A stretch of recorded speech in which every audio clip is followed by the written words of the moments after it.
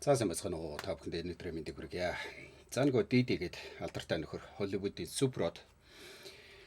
За стажингийн шоуг тарьж байгаа. Тэн дээр бичлэг хийсэн чинь маш олон хүмүүс төрсэн байна. За тэгээ энэ бичлэгийн дагуу маш олон комент ирсэн байна. Маш олон за захиа бас явуулсан байна. За тэгээ маш олон хүмүүсийн бас бичлэгийг үзээрэй гээд.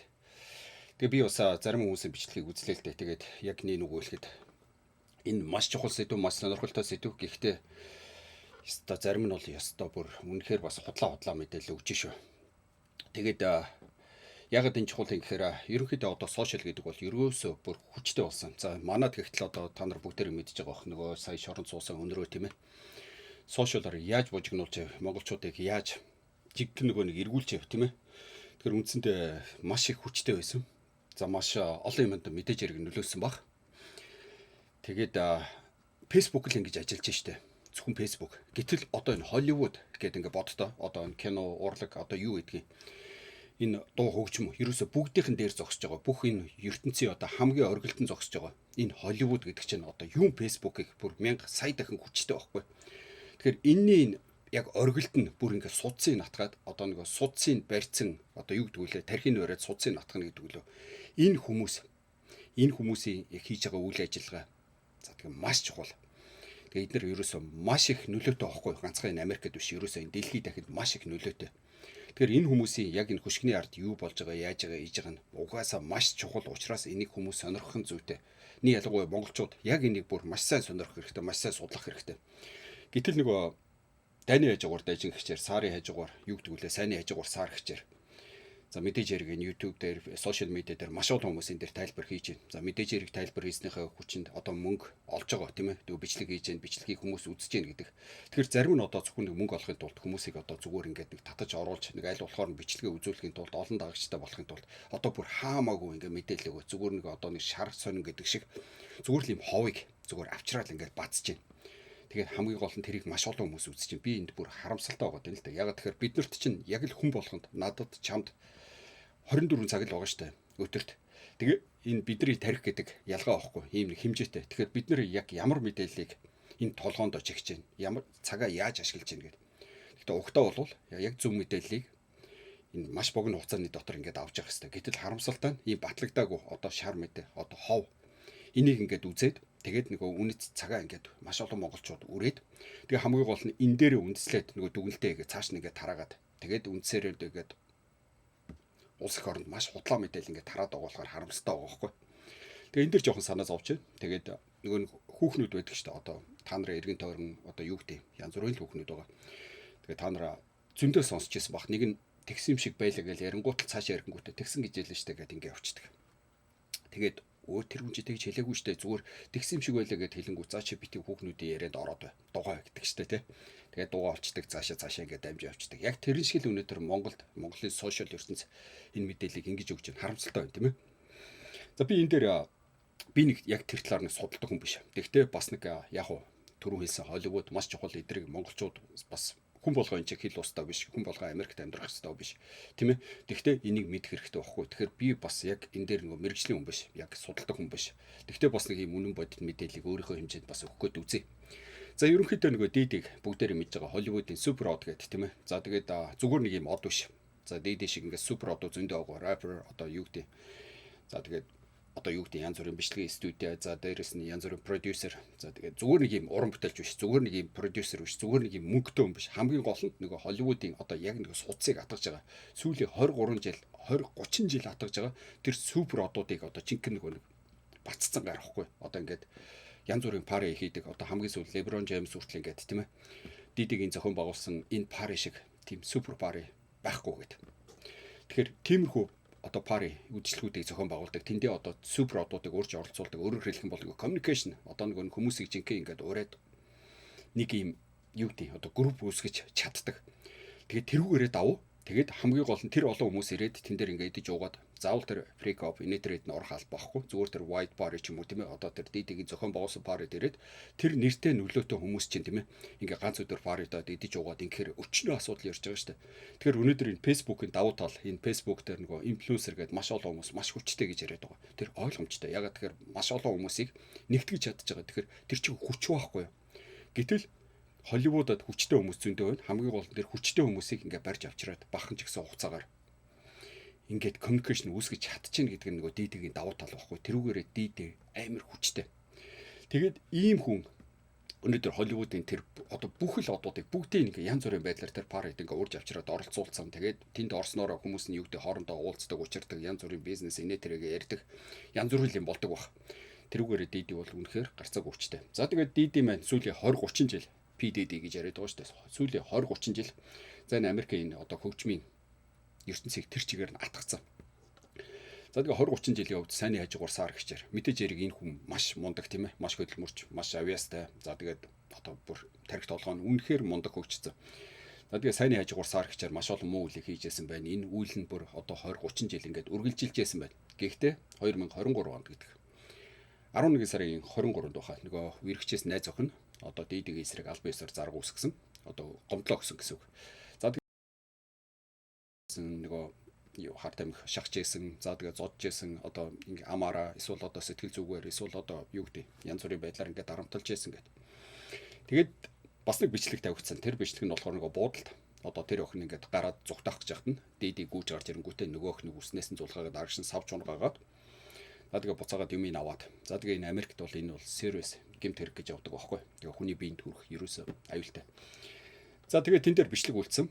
За тэгтэл нөгөө Диди яг тэр үедээ очиод тэр нөгөө одоо буудлын тэр супервайзер гэж байгаа. Одоо тэр ээлжийн жижүүр ч юм уу, тэр үеийн тэр менежерүүд ч юм уу, тэдрээс энэ бичлэгийг устгахыг ингээ шаардсан.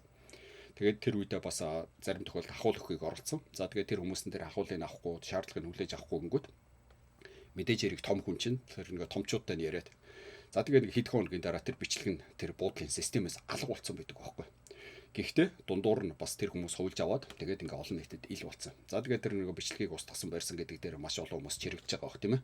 За тэр нь хамаалах. За хамгийн гол нь ингээд 21 оны 11 сарын 23-нд нөгөө нэг охин одоо найз охин Дидигийн эсрэг ингээ зарга үсгээд. За тэгвэл нөгөө хэдхэн тун удалгүй settlement гэдэг одоо хоорондоо тохирсон гэдэг хэрэгээ татаад авцсан байдаг. За тэгээ эндээс эхлээд асуудал үүссэн. За өнөөдөр Дидигийн хувьд анх эхлээд ерөнхийдөө дөнгөж 12 гэж байгаа юм. Одоо civil lawsuit буюу одоо юу гэдэг иргэний журмаар одоо Дидигийн эсрэг 12 зарга үүсгэжсэн. За дээрээс нөгөө Federal Church гэдэг байгаа. Одоо Америкчин дотроо 50 мужтай штэ. Тэгээд 50 муж одоо ингээ мужийн төвшөнд ингээд нэг одоо зарга үүсгэх тийм ээ. Одоо Illinois муж ч юм уу миний амьдарч байгаа. Гэтэл яг тэрнийхэн дээр нь болохоор холбооны улс одоо улсын төвшөнд гэсэн үг штэ. Federal Church гэдэг чинь аюултай байхгүй. Тэгтэл Дидигийн хувьд 3 бүр official гэж байгаа. За тэгээд тэр нь болохоор нөгөө Racketeering Conspiracy. За энэ нь болохоор яг юу гэсэн үг вэ гэхээр ерөнхийдөө одоо эхнийх нь байна шүү дээ тийм ээ. Одоо Дидигийн эсрэг үүсгэж байгаа тэр Federal Church эхнийх нь болохоор 2 болон түүнээс дээш хүмүүс гэж байгаа. Одоо бүр зохион байгуулалттайгаар санаатаагаар энэ гэмтэргийг үүсгэн өөрөөр хэлэх юм бол монголчлох юм бол одоо яг би нэг хуульч биш болохоор яг хуулийн дагуу тайлбарлаж болохгүй. Тэгвэл ерөнхийдөө бүлэглэж нөгөө гэмтэрийг зохион байгуулсан гэдэг. За энэ зүйл ангиар яллагж байгаа хамгийн том одоо чухал. За хоёр дахь нь болохоор ерөнхийдөө федерал төвшөнд нөгөө нэг одоо бие үнэлэх. За энэ бие үнэлэхийг одоо зохион байгуулсан. За тэгээд хамгийн гол нь энэ дээр нөгөө янз бүрийн одоо хүүсийн одоо янз бүрийн эрэгтэй эмэгтэй за тэгээд бага насны хүүхдүүд. За тэгээд хамгийн гол нь тэр одоо янз бүрийн байж байгаа. За ерөнхийд нь бол зүгээр энэ бие үнэлтийг зохион байгуулсан гэдэг. За энүүгээр яллагж байгаа. За гурав дахь нь болохоор Америк нэгдсэн улсад одоо нэг бие үнэлж байгааг нь мэдсээр үжиж за тэрийг одоо тээвэрлэх гэдэг нь яг хуулийн одоо бүр хууль ус байхгүй. Тэгэхээр энийг одоо энэ бие үнэлтийг энэ тээвэрлэлтийг зохион байгуулсан гэдэг. Энэ зүйл ангиар нийтдээ ингээд 3 зүйл ангиар ингээд холбооны төвшөнд яллагж байгаа. За дээрэс нь түрүүн биелжсэн нэг 12 одоо иргэний лоусуут одоо тэр хүний эсрэг мэдүүлэл өгчээсэн бол одоо хэдхэн хоногийн дотор энэ нь бүр 120 болчлаа. 125 болчлаа. За тэгээ хэдхэн хоногийн дотор ерөнхийдөө 3000 орчим хүмүүс энэ хүний эсрэг ингээд зарга мэдүүлэх одоо гомдлоо өгсөн гэж байгаа байхгүй. Тэгээ энэс өнөөдрийн байдлаар 125. Тэгээ энэ цаашдаа одоо хит болохыг мэдэхгүй. Тэгээд одоо ингээд нэгэнд ингээд 120 хэдэн ингээд зарга үүсгэжлээ. Дээрээс нь холбооны одоо 3 ингээд Диди бол одоо асуудал дууссан. Энэ бол асуудал дууссан. За тэгээ хамгийн гол нь Нью-Йоркийн тэр Southern District гэдэг одоо Нью-Йоркийн өмнөд мужийн за хамгийн алдартай тэр одоо тэр прокурорын одоо юу гэдгийг Southern District гэдэг одоо тэр дүүргийн одоо хамгийн өмнөх тэр прокурорын тэр хэсэг нь болохоор ерөнхийдөө бол ёстой жинхэнэ Америкт бол алдартай. Энэ болохоор маш удаа хүлээдэг. Тэгвэл яг баримт баталгаатай болсон тохиолдолд тэр прокурорын одоо мэргэжлийн байгууллагууд ингээ зарга үүсгээд явдаг. Ийм алдартай дүүрэг нь энэ хэргийг авцсан. Тэгэхээр эндээс бол одоо гарна гэдэг бол маш хэцүү. Энд нэгэд орооцолцсон бол нилээ юмд унжаа гэсэн үг. Тэгээ эднэр бол профешнл одоо жинхэнэ мэргэжлийн одоо бүр жинхэнэ одоо ажилтсан, жинхэнэ юм атгсан, барьсан, баримттай ийм хүмүүс. За тэгээ өнөөдрийн байдлаар ерөнхийдөө бол одоо энэ монголчлохын болоо прокурорын байгууллага гэж ойлгох л да, улсын яаллагч юм уу тийм ээ. Тэгээ энэ байгууллага нь 24/7 гэж байна. Ерөөсө өдөр шөнөгүй хагас бүтэн сайнгүй эднэр бол ажиллаж байгаа гэж байна. Одоо энэ ДД эсрэг одоо зарга үүсэх яллахын тулд. Тэгээд эднэр бол одоо бүр багаар утгад дороо хийж 2 жил ажиллана гэж байна. Тэгэхээр ерөнхийдөө ДД-ийн энэ кейс буюу одоо хэрэг нь бол ерөнхийдөө бол дороо хийж 2 жил үргэлжлэх юм байна. За үнэхээр бас азтай ингээд одоо асуудал юу гэдгийг шулуу явах юм бол хойдон жилээс гэж байна. За магадгүй 2026 оноос ингээ хэрэг шийдэгдэнэ гэж ярьж байна. За нөгөө талд нь нөгөө ДД-г өмгөөлж байгаа. Өмгөөлнө гэхээр одоо би түрүү хэлсэн ДД-гийн эсрэг яг одоогийн байдлаар 125 одоо иргэний эргээр ийм зарга үүсгэсэн байна. Тэгэхээр энийг давж туулна гэдэг бол одоо зүгээр нэг юм ганц хуульч, ганц өмгөөлөгч бардаг ажил биш. Яг одоогийн байдлаар ерөнхийдөө яг мэрэгжлийн бүр хамгийн өндөр мэрэгжлийн одоо бүр хамгийн багаар утгад дор иж 25 ийм бүрэлдэхүүнтэй ийм хуулийн фирм энэ дээр ажиллана гэж байна.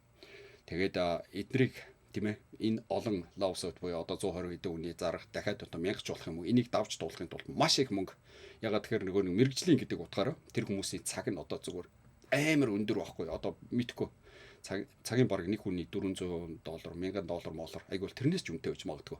Тэгэхээр ийм олон хүнийг ийм удаан хугацааны туршид ингэж хөлсөлж авна гэдэг бол ерөнхийдөө эдийн засгийн хувьд бол ДД энийг одоо ДД ч өөрөө сайтн тэр пункт өгнө шүү дээ.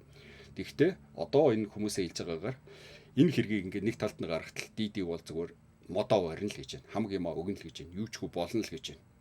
Тэгэхдээ ДД-гийн хувьд яг хөтэй тэрхүү нөгөө хүрээлэх олон хүмүүс байж байгаа. Тэгэхээр модоо бараа гараад ирсэн ч гэсэн бодвол угтаад авах хүмүүс байдгийн богоц тийм ээ. За тэгэхээр эдийн засгийн хувьд бол ерөөсөө бараг л одоо мэдгүй ДД бол энийг одоо давж гарч чадахгүй байх л гэж байна.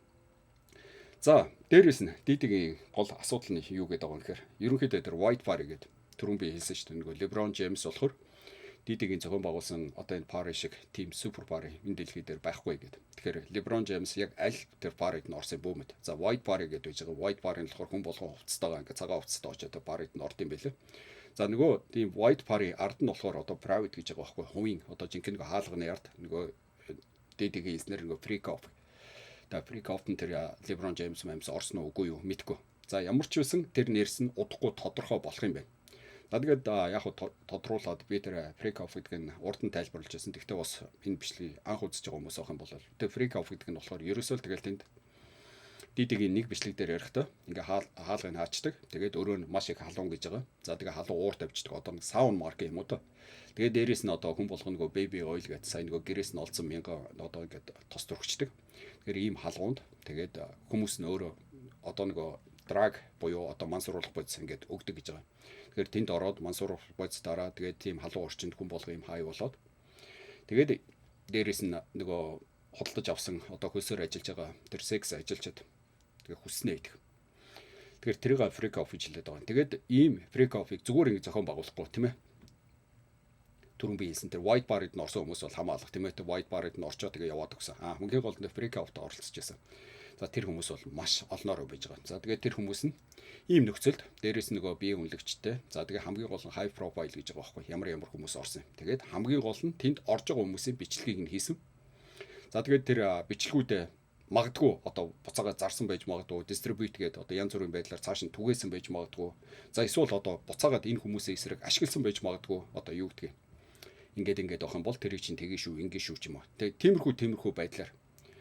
За тэгээд энэ дээр бол ороогдож байгаа тийм ээ. За тэгээд өнөөдрийн байдлаар ингээд 120-д цаашдаа 1000 гэдэг хамгийн гол нь тэр хүмүүсийг одоо нөгөө government буюу одоо юу гэдэг хүчний байгууллагууд мэдээж хэрэг ашиглан тэр хүмүүст янз бүрийн одоо мессеж байж байгаа, дууд мессеж байж байгаа. За тэгээд одоо зураг байж байгаа, видео байж байгаа. За тэгээд тэр хүмүүс одоо маш олон юм хэлэх байх гэж байгаа. Тэгэхээр энэ дээр бол одоо цаашдаа бол одоо юу гарахыг бөөмэд. За тэгээд хамгийн гол нь DD өөрөө ингээд энэ дээр ороогдож салахгүй хамгийн гол маш олон хүмүүсийг жинхэнэ чирх юм байна.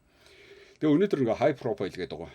Одоо энэ урлаг соёлын одод маш олон хүмүүс чив чимээгүй байгаа. High alert буюу одоо жинхэнэ айцтай болоод яхаа мэдхэ болов паниктцсан гэдэг. Тэгээ яагаад тэгэхээр хамгийн гол нь тэр хүмүүс тэр нэг бичлэг дээр нь байж байгаа юм бол одоо жинхэнэ амьдрал нь сүрэх гэдэг байгаа байхгүй. Тэгэхээр маш олон хүмүүс тэр бичлэгүүдээс одоо нөгөө сайн нөгөө гэрээг нэгжээд маш олон баримтууд хурааж авсан гэж байгаа. Маш олон зураг видеонууд авсан гэж байгаа. Тэгэхээр тэн дээр хэрэг байх юм бол тэр хүмүүсийн одоо жинхэнэ нөгөө public image буюу одоо нөгөө нэр хүнд инээтрээ бүгд дуусах болохоор тэгэхээр маш олон хүмүүс ингээд айлттай байж байгаа. Тэгээ хамгийн гол нь дийдээ энэ дээр ингээд ганцаараа чирэгдэхгүй тэр олон хүмүүсийг ингээд чирэг болчиход байгаа байхгүй. Тэгэхээр нөгөө одоо янхан талтаа янз бүрийн одоо хууль бус үйл ажиллагаа хийжсэн тэр хар тамхи инээтрээ хүчээр татчихсан тэрэнд тэр одоо тэр хүмүүсийн нэр орсон. Тэгээд тэрэнд нь одоо нэг байж ах юм бол одоо нөгөө түрүүний яриад байсан нөгөө racketeering conspiracy буюу одоо нэг хамтарч гэмтэрэг үйлцэн гэдгээрээ тэр хүмүүст явах гээд байгаа байхгүй. За тэгээ нэг Америк нэгдсэн улсад одоо тийм ээ хуу шүүх нь болохоор яаж ажилтдаг гэхээр хамгийн гоё юм энийг монголчууд бас сонсох хэрэгтэй. Энэ болохоор одоо нэг түрүүний нөгөө гэрчүүд гэдэг нь шүү дээ. Одоо янз бүрийн хогорсон байрсан хүмүүс. Тэд нар нь болохоор одоо тэднэртэй засгийн газар одоо тэр хууль хүчнийхэн гэрээ байгуулдаг. Тэгэхээр зүгээр л яг юу болсон яасан эснийг үннээр нь хэл. Тэгээд ингэх юм бол одоо чиний ял хөнгөрнө. Чамайг ялаас гаргана гэсэн юм байхгүй шүү дээ. Ямар нэгэн байдлаар ял хөнгөрнө. Одоо ингээд нэг хамтарч гэмт хэрэг үйлцэн гэсэн зүйл ингээд хамруулах гэжсэн бол одоо таны хэргийг тусна гэдэг чинь одоо ингээд хамтраагүй юу гэдгийг зохион байгуулалтанд оролцоогүй гэдэг утгаараа ялчин хөнгөрөн ч юм уу. Янз бүрийн байдлаар тэр хүмүүстэй тохирох гэж оролддог байхгүй. Тэгээд ингээд одоо үннийг хэлэх юм бол иймэрхүү байдлаар чамд ашигтай гэдэг. Тэгээд ингэхээр одоо ингээ маш олон хүмүүстэй тохиролцоод ягаад тэгэхээр тэр олон хүмүүсийн нөгөө зураг нь бичлэг нь тэр хүчний байгууллагт байж байгаа болохоор тэн дээр байж байгаа бүх хүмүүсийг авчирна, бүх хүмүүсийг дуудана. Тэгээд тэд нартай тохиролцож оролдоно. За тэгээд эннийхээ үндсэн дээр маш олон хүмүүсийн хэрэг ингээд яг багасах бах. Гэхдээ нөгөө дийдигийн хэрэг дээшээ ингээд бүр одоо дийди бол тэгээд насаараа шоронд ороод хамаг эд хөрөнгө алдаад гачин юм болоод ингээд дуусах байх. Тэгэхээр манайд ч юм болохоор яг эсрэгээр байгаа даа шүү дээ. Сайн нөгөө мөнх байсгалан тийм ээ. Шоронд яваад өгсөн. Биш мөнх байсгалан биш. Нэг заргийн нэг сэтгүүлч. Тэгээд тэр чинь болохоор нэг улсын нууцыг хадгалсан гэдэг зүйл ангир олж аваад хадгалсан гэдэг. Тэгээд яваад өгсөн тийм ээ шоронд. Тэгтэл хэрвээ Америкт байсан бол тэр хүнд яг нэг улсын нууцыг өгсөн хүн нь хий. Өөрөөр хэлэх юм бол мөнх байсгалантай тэр саяны нэг заргийн би нэрийг санахаа уучлаарай. Тэгээд тэр хүнтэй тохиролцсон заяа тэр уул хүчнийхээ. Яг хэн өгсөн ч амт хизээ өгсөн, хаана өгсөн. Тэгээд энийг чи хэлчих юм бол чиний ялыг хөнгөрнө. Өөрөөр хэлэх юм бол тэр хүн шорон суух ухаар. Хамгийн гол нь тэр ялыг нь өгсөн тэр улсын нууцыг дамжуулсан хүн жинхэнэ ялыг авдаг байхгүй. Тэгтэл манад яаж чинь тэр хүнийг нь юусаа асуухгүйгээр тэр бүсгүйг аваач шорон суулгаж байгаа байхгүй. Гэтэл Америкт байсан бол тэрний ял багасаад нөгөө жинхэнэ өгсөн хүн жинхэнэ шоронд бүр насаараа суух байгааз хамаг ид хөрөнгө буюу одоо юу гэдэг нэр хүнд бүгд дуусах байгааз. Гэтэл манай шүүх яаж ажиллаж байгаа нь энэ дээр ингээд. Тэгэхээр Америкчуудаас бид нар сурах юм байна уу тийм ээ? За дээрээс нөгөө хохирогчдын талаар гээд ярихад маш олон хохирогч байгаа гэдээ ярьсан тийм ээ. Одоогийн байдлаар 125 гэж байгаа. Тэр 125-ын нь яг нөгөө тодорхой хэлээгүй. Тэгвэл хэвлэл мэдээллийн хэрэгслээр ярьж байгаагаар бол баг тал нь эмэгтэй, тал нь эрэгтэй гэж байгаа. За дээрээс нөгөө хохирогчдын хувьд тэгэхээр нөгөө эрэгтэйчүүдийг хүртэл оруулаад хүчинтсэн байж тээ тийм ээ. Одоо эрхэндээ оруулаад одоо юу гэдэг янз бүрийн байдлаар тэр нөгөө юмд оруулсан байж тийм ээ. За дээрээс нөгөө бага насны хүүхдүүд гэдэг. Тэгээ хамгийн бага нь 9 настай гэж та нар боддоо. 13, 14 настай. Тэгээ тэр үедээ яг нөгөө хохирогч болж байгаа үедээ ийм бага насны хүүхдүүдийг ингээд хохирож яасан. Тэгэхээр одоо энэ хэрэг бол одоо мэдгүй би бол энэ хар нүхнээс бол өстой гарна гэж юусоо бодохгүй. За тэгээд түрүү хэлсэн одоо маш одоо чадaltaй маш үнэтэй маш олон хохирогчдыг авах. За ягаад тэгэхээр нөгөө Southern District of New York гэдэг professional attorney гэж байгаа. Одоо жинхэнэ мэргэжлийн нэг улсын ялагчдыг одоо бүр хамгийн одоо жинхэнэ луугийн аманд орцсон. Одоо тэдний амнаас одоо яаж гарах юм одоо бүүм мэд. Тэгээ тиймэрхүү байна. За тэгээ нөгөө түрүүн миний хэлснээр маш олон хүмүүс одоо нөгөө мессеж зураг одоо юу гэдэг voicemail одоо янз бүрийн видео бичлэг 9 жорын байгаа бах. За тэгээ хүн болгон цагаад дуулахаар амиа орохыг бодно. Тэгээд маш олон хүмүүс одоо бол зөвхөн нөгөө урлаг соёлын одууд, Холливуудууд, за миний бичлэг тэр нөгөө нэг API буюу одоо холбооны мөрдөх төвчөөныхөнд очсон байх үедээ л. Тэгэл тэрнээс одоо жинхэнэ яс автаж байна. За тэгээ хизээ нэгэн цагт хууль дуудах бах тэгтэн одоо юугаа илж яана гэд. За тэгээ янз бүрийн байдлаар чирэгдээд одоо орон шоронд явчих үедээ гэсэн өчнөө хүмүүс байна тийм үү. Тэгэл иймэрхүү байна. Тэгээ манай би цаашдаа ерөнхийдөө энэ дэдгийн талаар бас нэг бодж үзэж байгаа юмыг товчхон тодорхой ярихыг хичээнэ. Тэгээд та бүхэн минь сайхан дэмжиж өгөөрэй. За тэгээ дээрэс нөгөө бичлэгээ айл болохоор YouTube-д оруулаад байна. YouTube-ийн маань бас юу хуудсыг сайхан дагаад өгөөрэй. Ягаад тэгэхээр Facebook дээр бичлэг оруулахаар нөгөө доошо буугаад алга болчдөг. Дараа нь олж үзэхэд хэцүү. Тэгээ YouTube дээр бол олоход маш амар байгаа болохоор YouTube-ийн маань хуудсыг бас дагаад өгөөрэй. За жоохон хурдан ярьсан байж магадгүй. Уучлаарай жоохон удаан болгоод үзчихээрэй. За тэгээ түрүү хэлсэн маш олон хүмүүс тэр YouTube дээр хаамаагүй тэр хов винетрээ бит юм яриад хүмүүсийн тархийг угаагаад хитэн цаас олж болно. Окей. Тэгтээ тийм ховч яриад тэгээд яаж яхад нэг монголчууд чинь тэрий чинь аваа тэгээд ингээд цааш нь ингээд үргэлжлүүлээд цааш нь яриад ингээд тэр чигээр ингээд байна штэ тийм үгүй юу. За баярлалаа.